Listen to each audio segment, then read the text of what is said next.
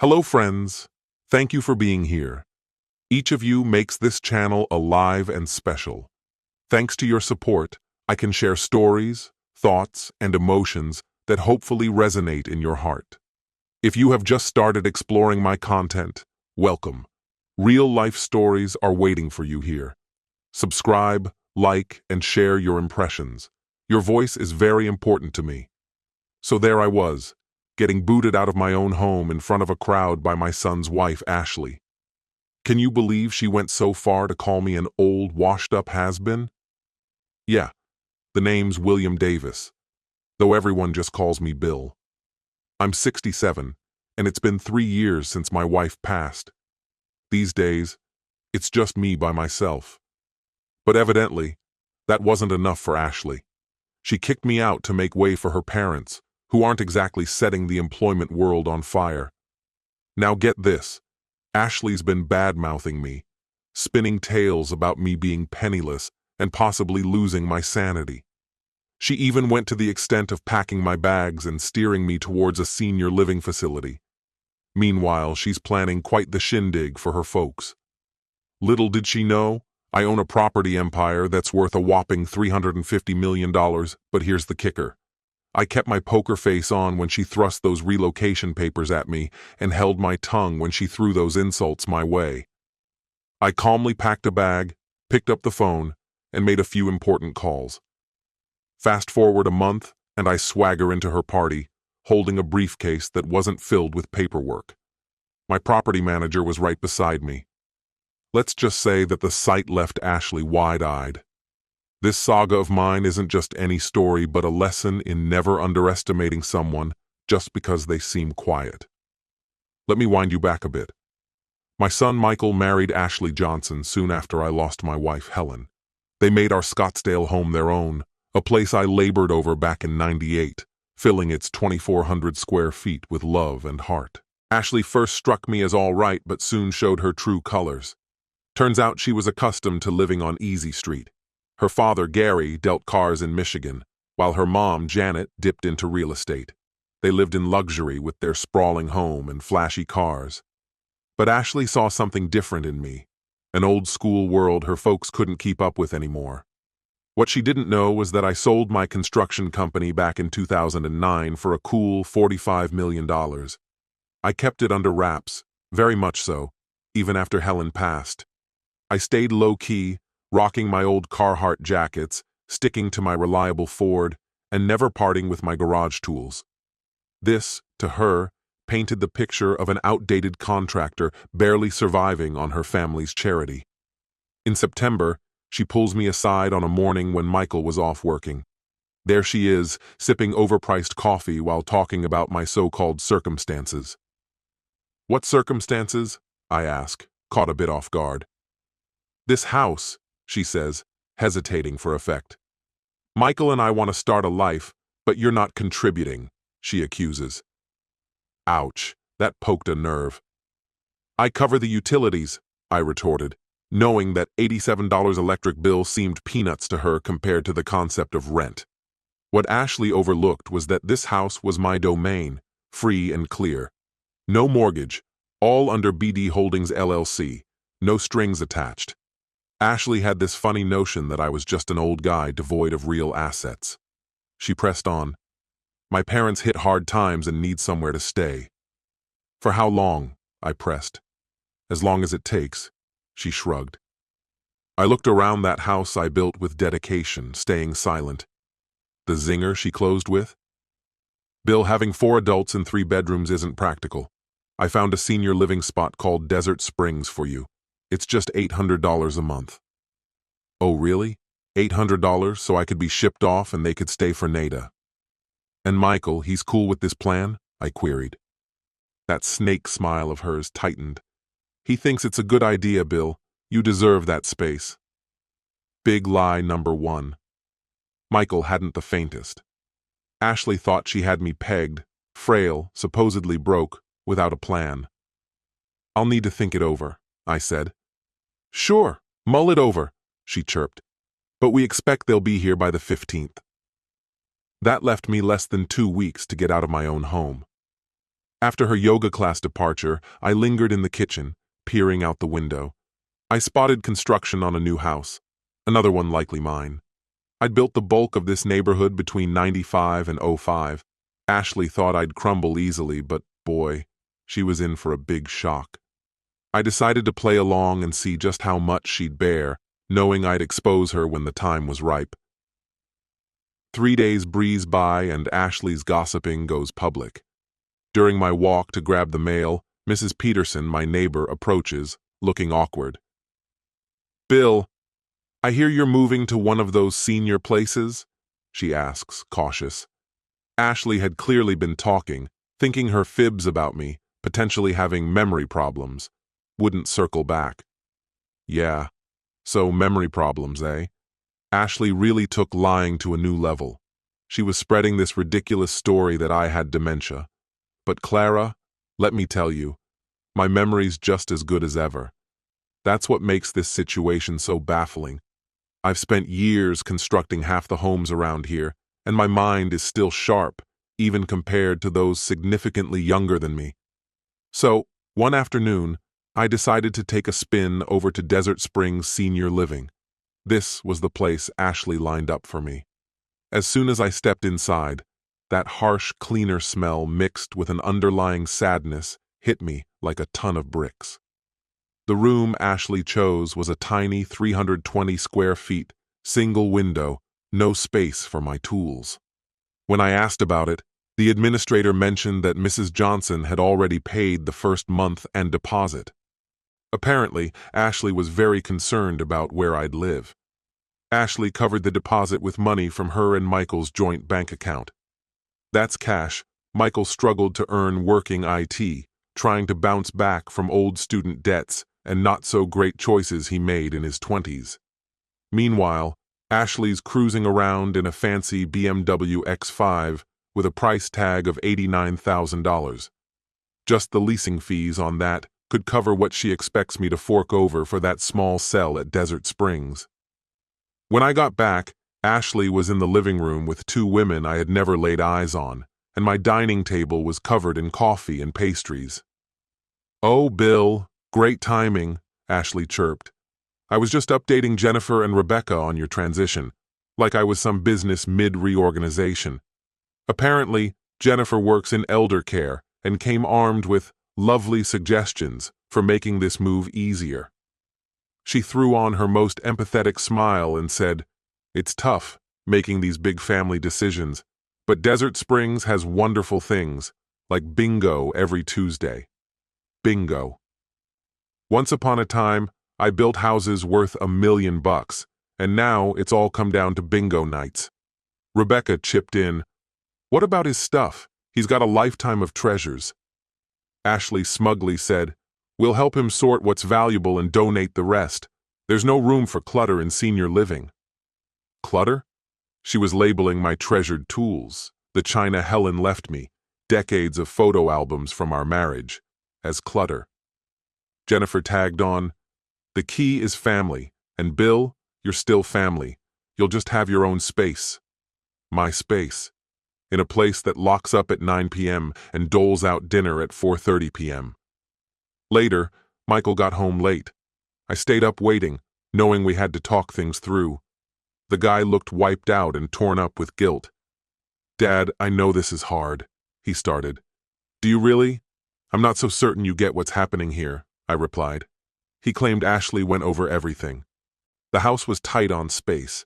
Her parents needed a place. Doing it this way meant everyone had room. I asked if he was cool with me dishing out money while Ashley's parents, without jobs, enjoyed the house for free. Michael's jaw tensed. "That's not how Ashley framed it," he said. "So how exactly did she explain it?" I pressed, but he couldn't say. "Michael, how long have her folks been out of work?" I inquired. 8 months, he admitted. "How many job applications have they even put out?" I continued. "I don't know, Dad. That's their deal," he deflected. "It becomes your deal when they're living with you," I pointed out. He argued the house wasn't just his. Wrong move, kiddo. It wasn't really his at all, but I wasn't going there, yet. "Son, this house, That's my life's work. I raised you here. Your mother's last days were here. Now you're suggesting I move so Ashley's folks can settle in? Just for a bit, he offered. How long is a bit? I demanded, aware Ashley never gave a timeline. It hit me. She twisted the situation, making it appear necessary, some charitable act. Played Michael like a fiddle, and I ended up being the obstacle to what was supposedly the right thing to do. The next day, I picked up the phone and rang my property manager. Hey, Rebecca, it's Bill. I need you to dig up some files for me. She asked, Which ones? I simply said, Every single one. It was October 2nd when Ashley made her move on me. I was organizing tools in the garage, and she walked up, all serious, no coffee in hand. Bill, we need to chat about the timeline, she declared. What timeline?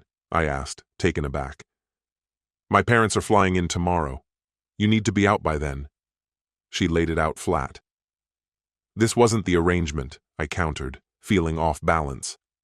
We never agreed on specifics. She barely blinked. I did mention they'd arrive by the 15th, she said nonchalantly, waving off the nearly 2-week change without a second thought. Why the rush? For a second, Ashley let her guard down.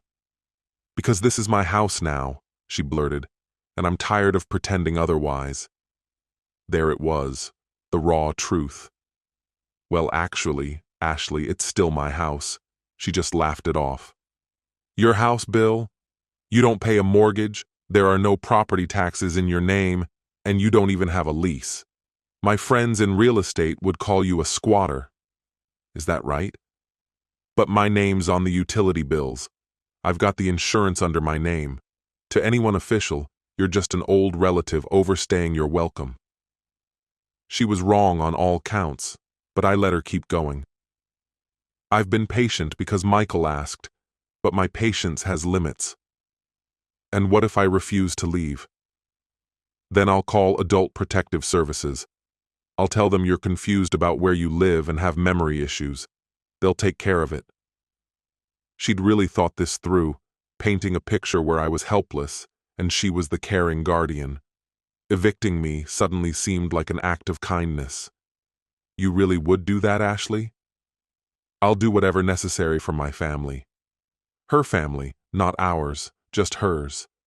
Where does Michael stand in all this? Michael is with me, always has my back. Later, Michael found me packing. He looked like he'd seen a ghost. Dad, what's happening? Ask Ashley, I said. She then emerged from the kitchen. I told him my parents urgently need the space, she explained. Their situation shifted. What's that change? She hesitated and finally said, They lost their temporary quarters. It's urgent. Why wasn't I informed sooner? I'm telling you now. I saw my son struggling to reconcile the idea of emergency housing for his in-laws while his father was given barely any notice to leave. The numbers didn't add up, but he was trying to make sense of it. Dad, do you have somewhere you can crash tonight just until we sort this out? As if this was a small mess-up and not his wife strategically pushing me from my own home. I'll figure something out. Where will you stay? Good question. I own 1,700 properties all over Phoenix. I could crash in a different house every night for years, but Michael didn't know that. I'll find a way. Ashley piped up. Desert Springs has a wait list, but I explained our situation. They'll let you in as an exception. She already lined up a place for me. That's considerate of you, Ashley. I try to take care of family. Family, right? Michael looked understandably upset. Dad, I'm really sorry this came out of nowhere. Don't beat yourself up, son. It's quite the lesson. A lesson? I'm getting quite an education on family dynamics, respect, and the danger of assumptions. Ashley narrowed her eyes at me. What's that supposed to mean? It means you assume you know everything about everyone, but assumptions are a tricky business. I know enough. Do you really? You think I'm a retired builder with no steady cash flow and no assets. You assume I've been leeching off charity here. You believe I'm out of options. 3 big assumptions, all wrong. An interesting take. It's not theory, Bill. It's fact, Ashley insisted, as I packed the last of my things. Just a change of clothes, some toiletries, $43 in my wallet, and a picture of Helen from the nightstand. I'll be out of your hair in 5 minutes. Michael inched closer to me. Dad, you really don't need to do this. Oh, yes, he does, Ashley piped up, butting into the conversation. It's best for everyone involved. As I moved my luggage to the front door, Michael trailed right behind me. Dad, I'm feeling terrible about all this, he murmured. You don't have to feel terrible, son. Instead, be curious, I advised him. Curious about what exactly? He asked. Be curious about why your wife's so sure about things she doesn't fully comprehend, I pointed out, noticing Ashley eavesdropping from the kitchen entrance. In a few weeks, start questioning her on who really owns this house. Ask her how the taxes are paid when the supposed owner has no income. And dig into how a man with no visible assets can insure a $2.8 million property. Michael's face took on a look of confusion. Dad, are you implying something? I'm saying your wife has jumped to some conclusions, and in about a month those assumptions will cost her everything she's so sure she's gained. Ashley moved toward the hallway. What's all that supposed to mean? She asked. It means you really should have done a bit more snooping around, Ashley. A whole lot more. I pushed the front door open. Bill, what kind of digging? Ashley's voice came out shaky now, clearly not as confident as before. The kind that tells you who truly owns what, who actually holds the reins, who ultimately decides who stays and who goes. You're just bluffing, she shot back. Am I? I replied, heading towards my truck. Behind me, I could overhear Ashley nervously telling Michael, he's just out to scare us. But I could tell her voice wasn't steady. We had a month. That was how long it would take to wrap up all the paperwork. Just 30 days for Ashley to enjoy living in a place she wouldn't be able to call home for much longer. That evening, I found myself checking into the Hampton Inn over on Scottsdale Road. The room was $96, definitely bigger than the one Ashley had picked at Desert Springs. I wasn't hiding out. I was just getting everything in order. At 7 a.m. sharp, my phone buzzed. It was Rebecca Martinez from Pinnacle Property Management. She'd been managing my rental properties for 15 years. Unaware of the family drama, she simply knew I owned quite a bit of real estate. Good morning, sir, Rebecca began. We've got a problem with the Chandler duplex. The tenants there are 3 months behind on rent. Legal wants to know if you plan to proceed with eviction. How much do they owe? $4,800.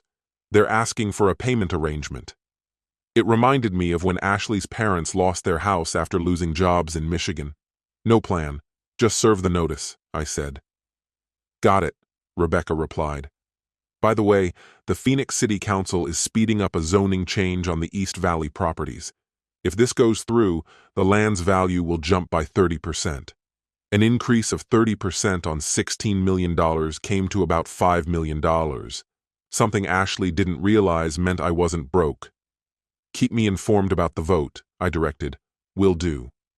Oh, Mr. Davis, your insurance agent mentioned something about updating the main residence status on the Scottsdale property. Alan Murphy, who'd been my insurance agent for 22 years, hadn't given details, only asked if I still lived at Scottsdale or if the occupancy had changed.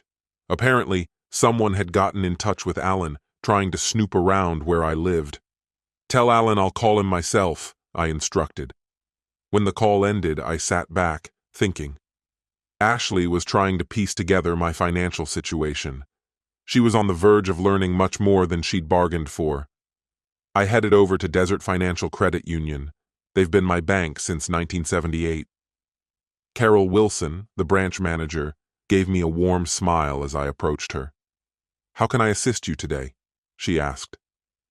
I need account statements for the last 6 months from every account, I said.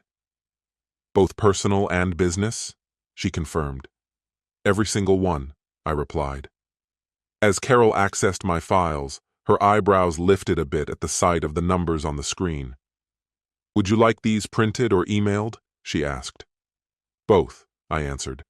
And Carol, I might also require letters confirming some real estate transactions. Can you manage that? Of course, she assured me.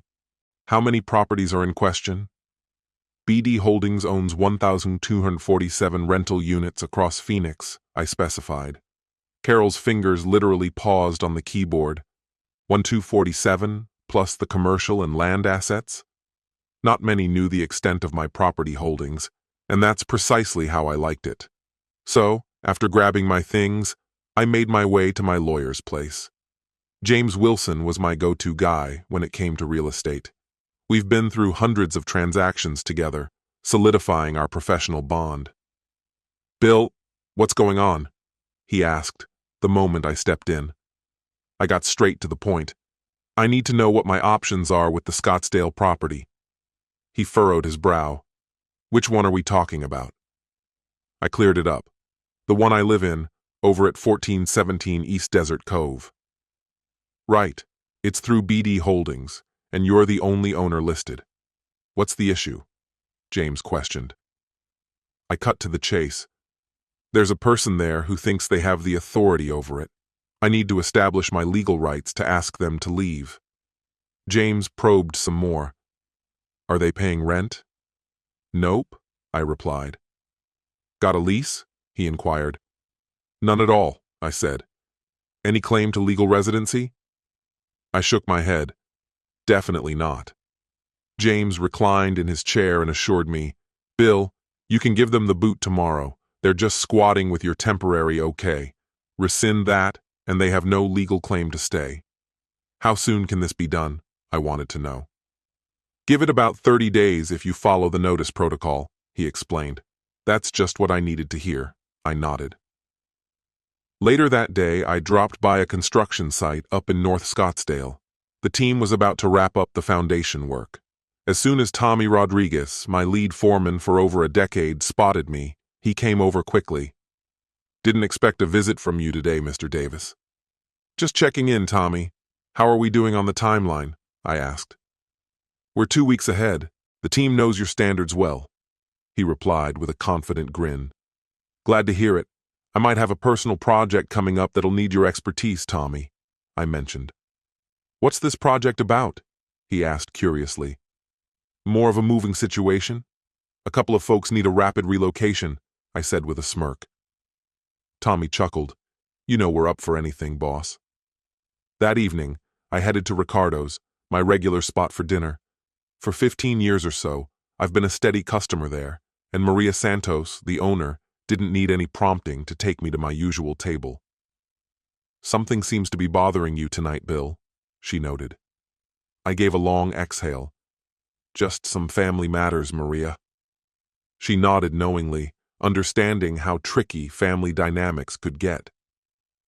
As I was finishing up dinner, my phone beeped with a text from an unknown number.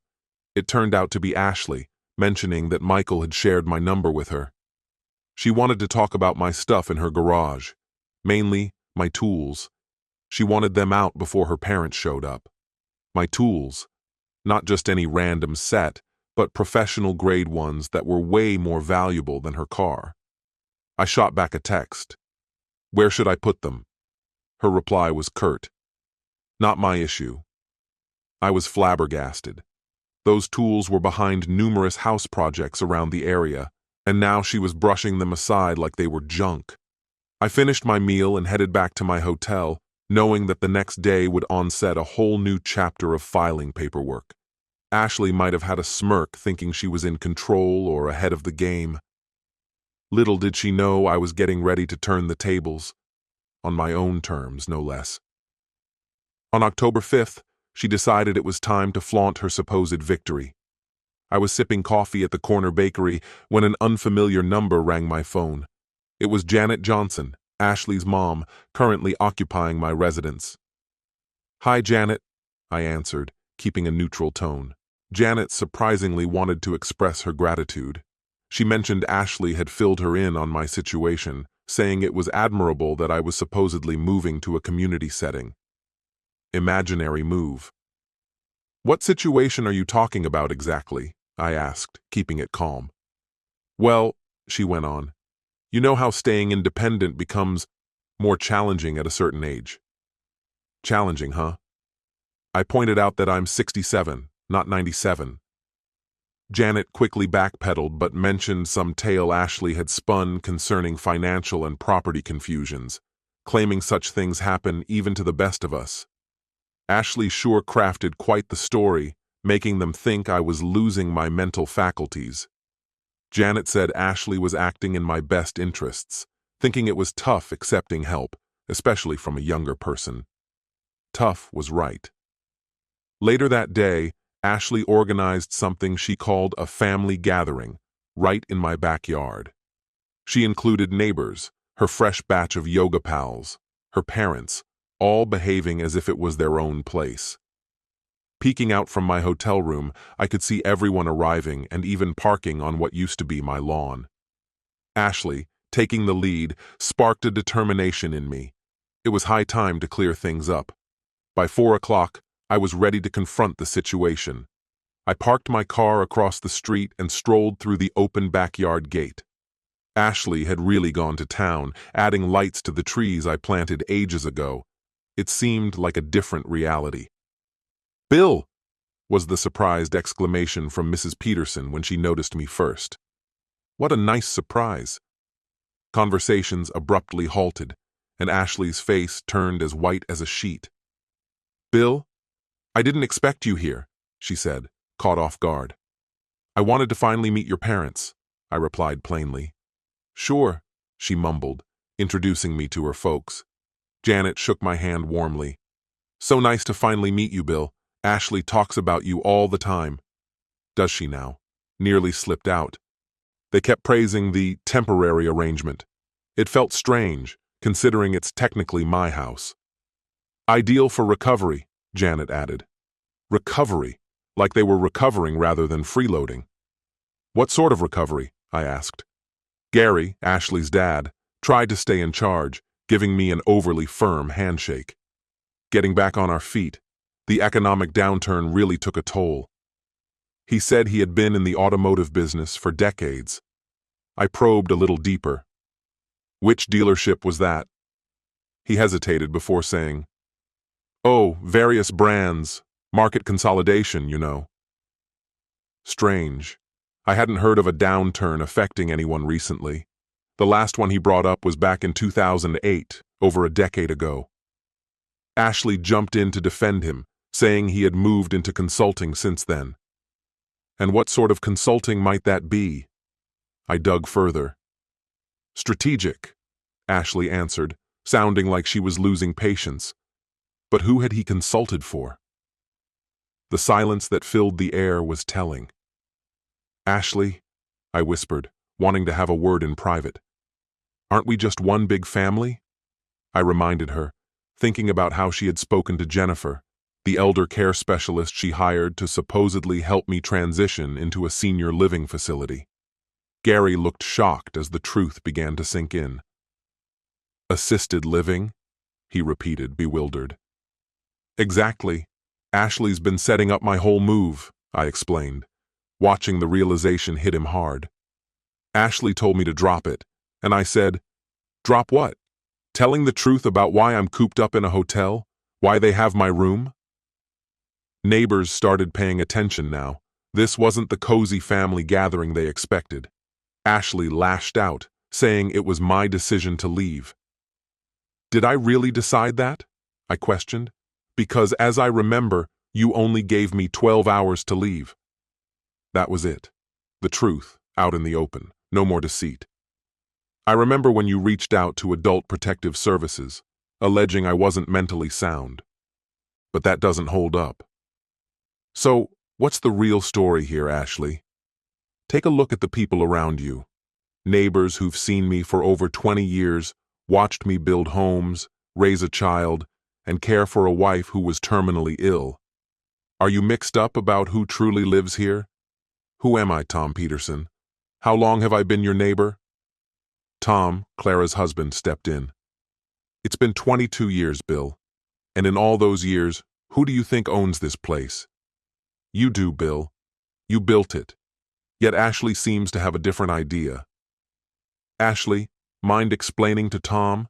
The ownership angle isn't as complicated as Ashley tries to make it. Let's sort this out simply. Ashley couldn't wriggle her way out. She couldn't admit to lying without ruining her credibility, but sticking to the fib would just make her look silly. Michael and I mostly live here. That's a separate matter from who I asked about. I asked who owns this house. Living in it doesn't make it yours. True. So, who owns this place, Ashley? I don't need to broadcast our private family affairs to the whole neighborhood. Well, you sort of did last week when you told Jennifer I was just staying here without rights, or when you told Janet I didn't grasp the property situation, or when you claimed I had memory issues to Tom and Clara. I haven't brought up Tom yet. Wait, what did Ashley mention about my mental state? Tom looked a bit on edge. She started talking about how you've been having a tough time getting a handle on financial stuff. Financial stuff? That's one way to put it. I whipped out my phone and quickly dialed. Hey, Rebecca, it's Bill. I'm over at the Scottsdale house. Can you swing by with the ownership papers? Perfect, see you in 20 minutes. Ashley went as white as a sheet. Who was that? My property manager, I said. Your what? She replied, confused. Rebecca Martinez from Pinnacle Property Management. She manages my rental properties. You can't be serious.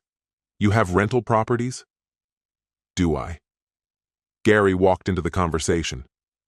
Ashley, what's he talking about? Oh, he's just having a tough time with the move. She stumbled. I leaned in and whispered to Ashley, this past month you've been making up stories about Michael, our family, the neighbors, even to yourself. In about 15 minutes those tales will crumble. You're just trying to scare me. Am I really? My phone pinged with a text from Rebecca. Just arrived. Ashley, actually, I'm not kidding. I've just run out of patience for tiptoeing around.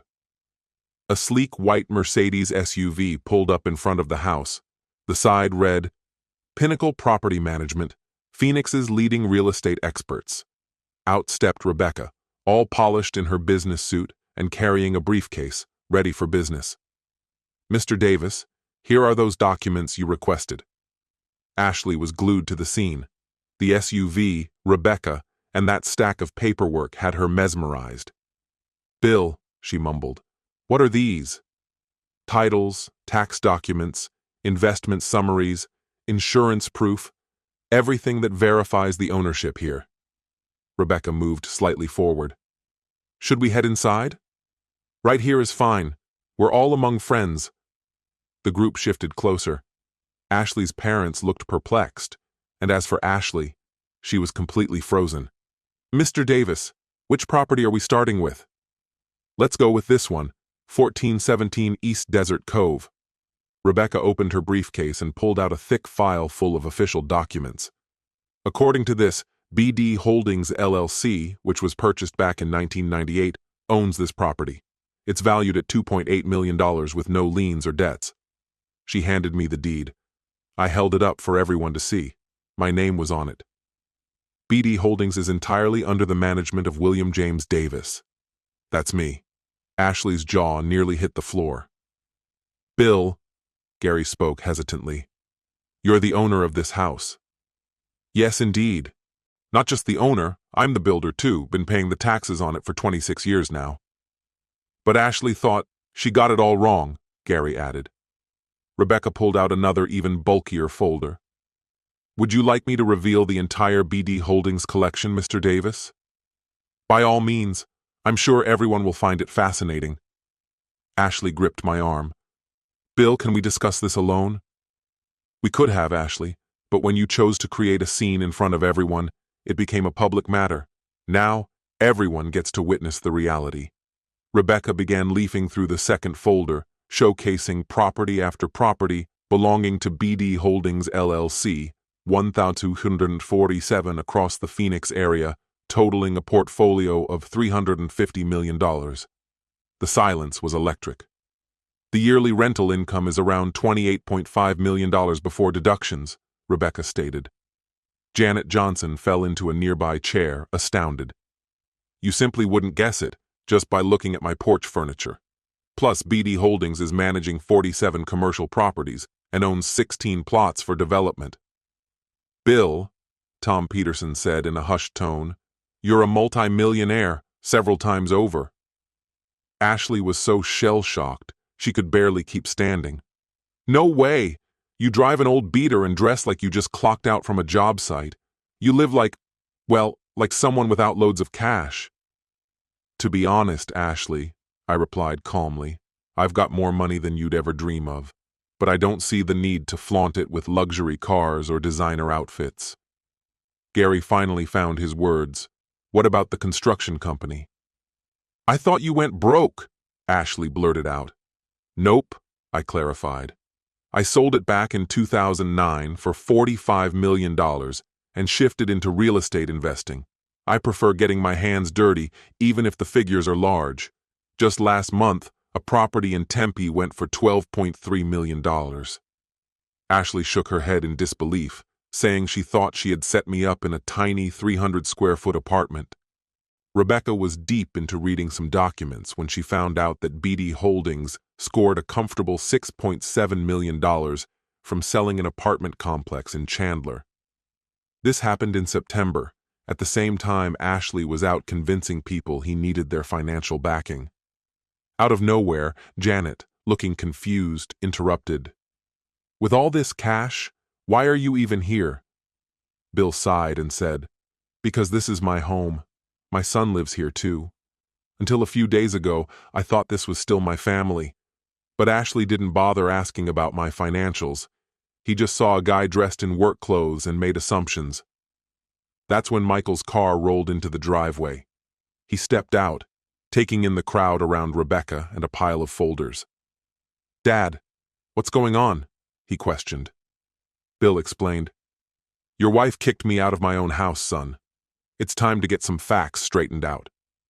Approaching Rebecca carefully, Michael asked, And you are? She responded, Rebecca Martinez from Pinnacle Property Management. I handle your dad's real estate stuff. Michael was taken aback. My dad has a real estate portfolio? Rebecca handed him a document. He does. Right now, it includes 1,047 properties worth about $350 million. Michael was taken aback and almost fell onto the porch steps, staring at his dad, pale as a sheet. Seriously? Bill nodded. Yeah, it's true. But it's not who I am. It just changes how others view you. Ashley insisted. I didn't know. He comes off like he's broke. Bill clarified. I choose a simple life. That's intentional. Fiddling with a list of properties, Gary chimed in. Bill, some of these addresses sound really familiar. They should. I built a lot of homes in this area, including yours. Gary was shocked. You built our place too? Bill confirmed. Yep, I built every house on this street, except the Hendersons' place over there. That was already standing when I started. As everything clicked, Janet understood. So you're not just our neighbor. You're basically our landlord. Bill nodded slightly. Yeah, you could say that. Ashley finally spoke up again. Well, this is still Michael's home, regardless. Bill shook his head. Ashley, this is my house. Michael's been a guest for 3 years, a welcome one, but a guest nonetheless. Ashley retorted, We're married, so that gives me some rights. Bill challenged her. What rights? You're not on any deed, and you haven't paid towards the mortgage or taxes. Legally, you're out of luck. Rebecca stepped in with more paperwork. Actually, Mr. Davis, there's a matter we need to address about this house. Bill asked, What's the issue? Rebecca elaborated. The insurance company was notified you're no longer the main resident. They need proof you still live here. Bill, bewildered, asked, Who would file something like that? Rebecca checked her notes and said, Ashley Johnson did, claiming you moved to assisted living and that she should be the main contact. It hit Bill hard. You were trying to take over my insurance policy. Since when? October 1st, Rebecca answered, just before she told you to get out. Bill turned to Ashley, visibly upset. That's insurance fraud right there. Ashley defensively said, I didn't commit fraud. I was just updating the info. Bill countered, No, You claim to be the primary resident when you're not the owner. Ashley argued, I thought you were leaving. Bill shot back with a glare. You didn't think anything. You just wanted me out so you could claim my home and portray me as someone who can't manage his own affairs. Michael faced Ashley, visibly shaken. Is any of this true? In a panic, Ashley tried to defend herself. Michael, it was about securing what's ours. Did you seriously think you could just walk in and take it? Someone asked in disbelief. Ashley hesitated. Well, I assumed he didn't have any real claim to it. Unable to meet anyone's eyes, Bill demanded, And why'd you think that? Locking eyes with her, Ashley scanned the onlookers surrounding her, with nowhere to hide. Because he's old, he acts like he has nothing, and he lets people walk all over him, she admitted. Listen up, Ashley. Bill leaned closer, his gaze unwavering. I don't let anyone walk all over me. I just give them a little rope to see what they're made of. What do you mean by that? She shot back, her voice trying to stay steady. I'm saying I've been watching you, figuring out just how far you'd push this and how much you'd put our family's bond on the line. Bill replied calmly. And now, look where we are. Turning to Rebecca, his assistant, Bill said, We need to get the eviction started. For who? She asked. Ashley Johnson, Gary Johnson, Janet Johnson. They're staying on my property for free. No lease, no payment, Bill explained firmly. Michael cut in quietly. What about me, Dad? Bill met his gaze. That all depends, Michael. Do you stand by what she did? Michael glanced at Ashley, his in-laws, and the spectators. No, Dad. I can't support it. In that case, you're welcome here. They can't stay, Bill stated. Ashley fumed. You can't just throw us out like that. We live here. Watch me, Bill replied without flinching. Rebecca asked, How much notice does the law require, Mr. Davis? Whatever's required. In Arizona, it's 30 days for tenants without a lease, Bill decided. Janet began to cry. We don't have another place. You did until you decided to take over my house, Bill responded. Gary tried to bargain. Bill, let's work something out. We can pay rent. And how much are you thinking? Bill questioned. Gary faltered. Whatever's reasonable. The market rate for this place is $4,500 a month, Bill said flatly. We can't manage that, Gary admitted, his shoulders slumping. Then you can't live here, Bill concluded. This is absurd. Michael, say something, Ashley pleaded desperately. Michael faced her. Ashley, face it. You pushed him out of his home. I didn't know it was his, she insisted. But you knew it wasn't yours, Michael pointed out. You thought he wouldn't do anything. Rebecca handed the documents over. I need you to sign these, Mr. Davis. Bill put his pen to paper on each of the eviction notices. Ashley Johnson, 1417 East Desert Cove Avenue, he read aloud. Gary Johnson, same address. Janet Johnson, same address. Bill, can't we just make amends and reset? Ashley asked, desperation in her voice. Reset? Ashley, you crossed some serious lines, submitted false insurance claims, tried to have me declared unfit, Bill reminded her coolly. I was just trying to help, Ashley whispered. You were trying to take what's mine, Bill shot back. Rebecca sealed the documents. A certified process server will deliver these tomorrow, she confirmed. Tomorrow? Gary echoed, stunned. We just got here. And you did it by kicking out the rightful owner. These are the consequences of your own actions, Bill said. Where should we go then? Gary asked, worn out. That's up to you. You had 8 months to plan before you barged in here, Bill replied. Janet's voice trembled. Ashley, you said it would be a short stay. You said it was all clear. I thought it was, Ashley mumbled. You never asked me. You just told me my time was up, Bill replied softly. Then Tom Peterson chimed in. Bill, I owe you an apology. Ashley painted a totally different picture. No need, Tom. Ashley got it all twisted, Bill replied. She made it sound like you were overwhelmed, Clara Peterson added. I've been handling things just fine for 67 years, Bill retorted. We feel terrible, Bill. If we'd known, Clara began. What would you have done differently? Bill asked. Property records are easy to find. Nothing was hidden. Ashley tried to defend herself. How was I supposed to know I should look? Ashley, you work in marketing, and your mom's been in real estate. You know the deal with properties, Bill countered. But you act like you're broke, she complained. I act like I'm ordinary, Bill corrected. You're confusing simplicity for poverty.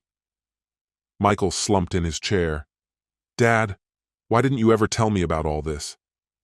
About what exactly? Bill asked. The money, the business, everything, Michael clarified. Because I wanted you to find your own path to success, Bill answered with a sigh. I wanted you to grow your character before any money came your way. That was how it was meant to be back then, wasn't it? Michael's face went pale as the realization hit him about what back then signified. Michael, remember when your wife tried to take over my house and you just stood there? You didn't stop her from spreading lies that I wasn't capable of managing things. You believed her over your own dad. I was kept in the dark, but you never bothered to check the truth. That's the key difference. Dad, I'm really sorry. I messed up big time. And it's a $350 million mistake we're talking about. The neighborhood crowd was slowly dispersing, having had enough of the family saga ruining a perfectly good weekend. Rebecca was gathering her documents, prepping to leave. Mr. Davis, is there anything else you need from me today? Actually, yes. Could you suggest a good estate planning lawyer? I might need to redo my will completely. Michael shot up from his chair. Dad, don't rush into anything. We should talk about this. We are talking, right here and now, with all these folks as witnesses. I mean, let's discuss this in private, insisted Michael. Too late for that, son. Your wife made this a public affair when she humiliated me in front of everyone. Now they'll see how this plays out. Ashley held on to Michael's arm. Do something. He's going to cut you out. What do you want me to do, Ashley? He owns everything. Fight back. Get yourself a lawyer. With what money? You said he was broke, remember? Rebecca handed me her business card. Mr. Davis, I'll send you the info for the estate lawyer. James Wilson has worked with us before. Great. And Rebecca, I want to review the management contracts for the properties around Phoenix. Might need some adjustments. What kind of changes? She asked. I'm planning to be more hands-on, less delegation. Understood. As Rebecca drove off, Ashley turned to me one more time. Bill, what do you want? How can we fix this? There's nothing to fix, Ashley. It's done. Why not? Because when you thought I was down and out, you tried to ruin me, and that's not something you can just take back. It was a mistake, she said. It wasn't just one mistake, Ashley. You made poor choices again and again. You picked cruelty over kindness, greed over gratitude, lies over truth. People can change, she argued. Can they? Let's find out. You have 30 days. The next morning, right at 9 a.m., I watched from my hotel window as a woman in a tidy navy suit approached my house and rang the doorbell. Ashley, still in her bathrobe and with messy hair, opened the door. I watched through the glass as she was handed several envelopes, 3 eviction notices. 30 days. My phone buzzed. It was Michael. Dad, we need to talk, he said. I'm listening. Ashley's losing it. She's been in tears since the notices came. I can imagine. Her parents are thinking about going back to Michigan. Wise decision. Nothing for them here. Dad, come on. I know she messed up, but she's my wife. Your choice, Michael. Doesn't have to be mine. What does that mean? I'm done pretending we're one big happy family. Later that day, I headed over to my accountant. Patricia Hayes had been handling my financials for years. Bill, I heard about the property issue. Everything okay? Depends on your definition of okay, Pat. I need to reevaluate some of my investments. What kind of changes are we talking about? I'm thinking BD Holdings should acquire more homes around Scottsdale. Go big. Strategic growth. What's the end game, Bill? A power move? If I own the neighborhood, I choose who gets to live there. Wednesday arrived, and Janet Johnson called. Bill, can we discuss terms for staying? Ashley mentioned the eviction notices and we'd like to find a solution. There's nothing to negotiate, Janet. We could pay rent. Maybe not $4,500, but something reasonable. And what's reasonable to you? $1,500? $2,000? Janet, your daughter-in-law plotted to have me declared mentally unfit to snatch my house. Do you think I want you living there? That wasn't our plan. But you went along with it. You moved in, knowing I was pushed out.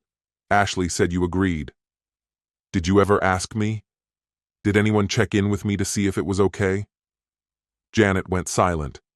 You trusted Ashley because it was convenient for you, and that makes you complicit.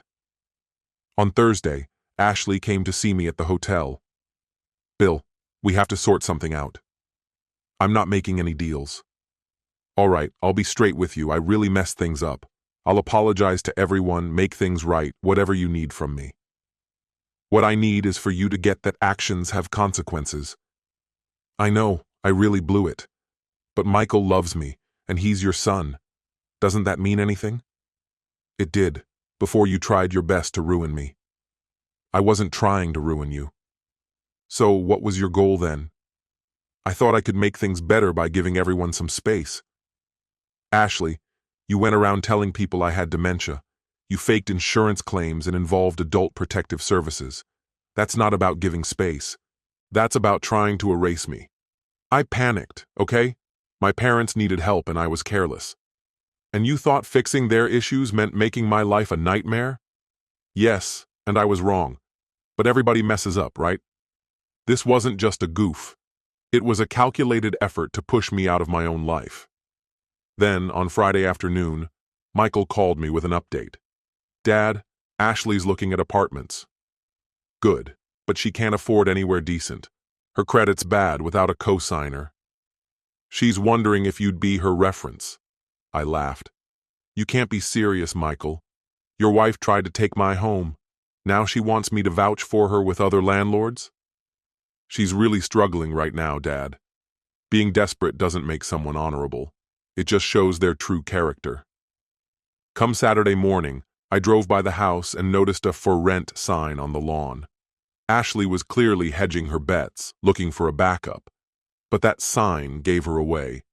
It advertised the property as a luxury home with guest quarters. She was trying to rent out my house to strangers. I immediately called Rebecca. Rebecca, someone's trying to lease my property in Scottsdale. Which one? My home, 1417 East Desert Cove. They're attempting to lease it?